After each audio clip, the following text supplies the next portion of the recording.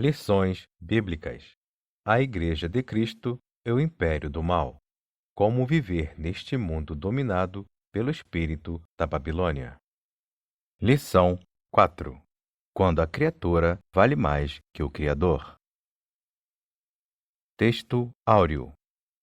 Pois mudaram a verdade de Deus em mentira, e honraram e serviram mais a criatura do que o Criador, que é bendito eternamente. Amém. Romanos, capítulo 1, versículo 25. Verdade prática. A exaltação da criatura acima do Criador é a usurpação da glória divina pela mentira e vaidade humana. Leitura bíblica em classe. Romanos, capítulo 1, versículos de 18 a 25. Porque do céu se manifesta a ira de Deus sobre toda impiedade e injustiça dos homens, que detêm a verdade em injustiça. Porquanto o que de Deus se pode conhecer neles se manifesta, porque Deus lhe manifestou. Porque as suas coisas invisíveis, desde a criação do mundo, tanto o seu eterno poder como a sua divindade, se estendem e claramente se veem pelas coisas que estão criadas, para que eles fiquem inexcusáveis. Porquanto, tendo conhecido a Deus, não o glorificaram como Deus, nem lhe deram graças. Antes, em seus discursos se desvaneceram, e o seu coração insensato se obscureceu. Dizendo-se sábios, tornaram-se loucos. E mudaram a glória do Deus incorruptível em semelhança da imagem de homem corruptível, e de aves, e de quadrúpedes, e de répteis. Pelo que também Deus os entregou às concupiscências do seu coração, à imundícia, para desonrarem o seu corpo entre si. Pois mudaram a verdade de Deus em mentira, e honraram e serviram mais a criatura do que o Criador, que é bendito eternamente. Amém. Introdução. A soberba e a insensatez do homem ímpio o mantêm afastado da verdade de Deus. Com o advento da revolução do pensamento, o ser criado passou a priorizar cada vez mais a criatura em detrimento do Criador. A autoidolatria, o coração perverso e a escolha pelos prazeres da carne colocaram a raça humana em inimizade contra Deus. A lição de hoje é um alerta acerca do que ocorre quando Deus deixa de ser a medida de todas as coisas. Tópico 1. O desprezo à verdade. 1. A impiedade e a injustiça. O termo impiedade é a tradução do grego azebeia, que significa irreligiosidade. Ele refere-se à decisão do ser humano de viver como se Deus não existisse. Já o vocábulo injustiça vem do grego adikia e significa sem retidão. A palavra carrega a ideia de não ser reto diante de Deus e nem com o próximo. Ambas as palavras revelam a situação geral da humanidade não regenerada, sua idolatria, o culto à criatura, a perversidade e a depravação moral, que expressam a decisão deliberada do homem em desprezar a verdade divina.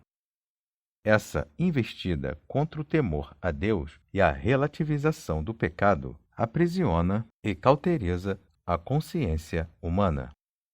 Tais ações provêm da recusa do homem em glorificar o Criador. 2. A insensatez humana.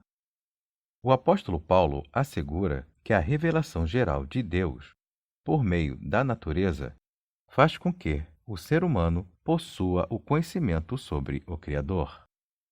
Por isso, ninguém pode ser indesculpável acerca da realidade divina, nem de seu eterno poder. Não obstante, mesmo em contato diário com essa revelação, o homem iníquo não glorifica a Deus nem lhe rende graças. Em lugar de reconhecer o Criador, o ser criado age como se não fosse criatura e se comporta como se fosse divino. Por causa das especulações pretensiosas de seu coração e de sua auto-idolatria, tanto o seu raciocínio quanto o seu intelecto em relação à verdade tornam-se inúteis. Suas ideologias rejeitam, pervertem e substituem a verdade de Deus pela mentira do homem. Dessa insensatez resulta a idolatria e a perversão moral. 3. O culto à criatura. Ao rejeitar a Deus e suas leis, os filhos da ira são deixados à mercê de seus desejos pecaminosos, dentre eles a impureza sexual e a degradação do próprio corpo. Aqui, o texto bíblico ratifica a anunciada ira de Deus sobre a impiedade e a injustiça dos homens. A corrupção moral do ser humano deriva de sua rebelião contra Deus. Sua natureza caída troca a verdade pelo engano e prefere honrar e servir a criatura em lugar do seu Criador. Assim, na religião, os seres criados passam a ser cultuados. Nas ciências, a matéria é colocada acima de Deus.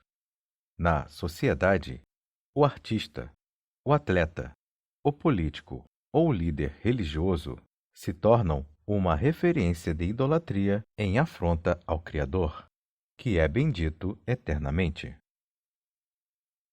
Sinopse 1. A perversão moral do homem em desprezar a verdade divina o deixa à mercê de seus desejos. Tópico 2. A revolução do pensamento humano. 1. Renascentismo. A Renascença é um movimento intelectual que surgiu na Europa Ocidental entre os séculos XIV e XVI. A característica desse movimento foi seu profundo racionalismo, ou seja, tudo devia ter uma explicação racional. Os renascentistas recusavam-se a acreditar em qualquer coisa que não pudesse ser comprovada racionalmente. Durante esse período, que coincide com o início da Idade Moderna, que os historiadores marcam a partir da tomada dos otomanos pelos turcos em 1453 até a 1789, Revolução Francesa.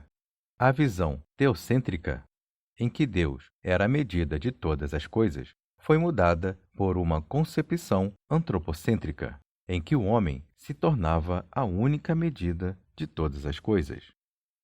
No lugar de ver o mundo a partir das lentes do Criador, os homens passaram a enxergá-lo a partir das lentes da criatura. Assim, surgiram os primeiros efeitos do processo de secularização da cultura, quando a vida social passou a ceder o espaço para o racionalismo e o ceticismo. Nesse sentido, a revolução científica e literária, que se deu a partir do Renascimento, contribuiu para o surgimento do humanismo. 2. Humanismo. A Itália foi o principal centro humanista nos fins do século XV. Para o movimento humanista, a ética e a moral dependem do homem. Assim, a criatura passou a ser a base de todos os valores, e não o Criador. Os humanistas aprofundaram seus estudos na história antiga, a fim de desconstruir os livros sagrados. De positivo, destaca-se a valorização dos direitos do indivíduo. Porém, esta não é uma bandeira própria do humanismo. A Bíblia possui um arcabouço de concepções de liberdade e de igualdade, que antecedem muitos direitos que apareceram nos tempos modernos. Destaca-se, ainda, que a Escritura ensina a igualdade entre raças, classe social e de gênero. 3. Iluminismo e pós-modernismo. O Iluminismo surgiu na Europa entre os séculos 17 e 18. Seus adeptos rejeitavam a tradição, buscavam respostas na razão, entendiam que o homem era o senhor do seu próprio destino e que a Igreja era uma instituição dispensável. Já a pós-modernidade, ou modernidade líquida, surge a partir da metade do século XX. Sociólogos observam que a sociedade deixou de ser sólida e passou a ser líquida. Isso quer dizer que os valores que eram absolutos tornaram-se relativos. Nesse aspecto, a coletividade foi substituída pelo egocentrismo, em que os relacionamentos se tornaram superficiais. Nesse contexto, os dois grandes imperativos que marcam esse movimento foram o hedonismo e o narcisismo. Na busca do bem-estar humano, tudo se torna válido, tais como o uso das pessoas, o abuso do corpo, a depravação e o consumismo desenfreado. Sinopse 2. O desdobramento histórico e cultural do Renascimento culmina na relativização dos valores divinos. Tópico 3. Tipos de auto-idolatria. 1. Idolatria da autoimagem. A idolatria é tudo o que se coloca no lugar da adoração a Deus. Nesse caso, podemos dizer que o culto à autoimagem é uma forma de idolatria. Enquanto Cristo reflete a imagem de Deus, o narcisismo humano reflete a natureza do pecado. O apóstolo Paulo retrata o homem caído como uma pessoa egoísta, amante de si mesmo, avarenta, amante do dinheiro, odiosa, sem amor para com o próximo, rebelde, sem amor para com Deus, e hedonista, amante dos deleites. Desse modo, uma pessoa não regenerada tem a necessidade de autopromover-se, desenvolvendo uma opinião elevada de si mesmo. Ela também anseia por reconhecimento e, de modo ilícito, busca estar sempre em evidência. Contrária à auto-idolatria, a Bíblia ensina que a primazia é de Cristo, não do homem. 2. Idolatria no coração. O coração se refere às emoções, à vontade e ao centro de toda a personalidade. Ele também é descrito como enganoso e perverso, pois do seu interior saem os maus pensamentos, as imoralidades, a avareza, a soberba e a insensatez. Em vista disso, Deus condena a adoração de ídolos no coração. Infelizmente, algumas pessoas chegam a aparentar que adoram a Deus, mas, na verdade, servem aos ídolos em seus corações. Assim, quem não teme a Deus traz a idolatria no seu íntimo quando prioriza a reputação pessoal, busca o prazer como o bem maior, nutre tendências supersticiosas e possui excessivo apego aos bens materiais. Ao contrário dessa postura, a fim de não pecar, somos advertidos a guardar a palavra de Deus no coração. 3. Idolatria sexual. A falha no controle dos impulsos sexuais está associada à sensualidade, imoralidade e libertinagem.